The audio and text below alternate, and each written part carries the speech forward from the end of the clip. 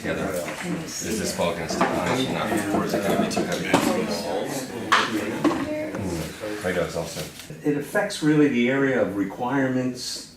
You know, what are my requirements, what are my constraints, how am I gonna define that? It seems more in that versus what's really the problem, how am I gonna come up with lots of solutions, how am I gonna, constraints, how am I gonna now, you know, using convergent thinking versus, it doesn't really go into that area, at least I don't see that yet.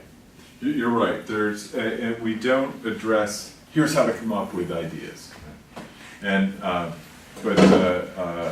that's kind of a separate problem. Where do we find all these solutions? And there's lots of ways to do that, and there's other things like trees that addresses Right. that. But how do you come up with a good idea? Have lots of ideas, and then be able to sort through the good ones. And that's the strength of the axiomatic design. So if we look at what makes a good design, all right, it solves the problem, and it is the most efficient. How can we make the design process more efficient? How can we focus on the good solutions that are going to solve the problem earlier in the process? How can we foretell? How can we predict the future?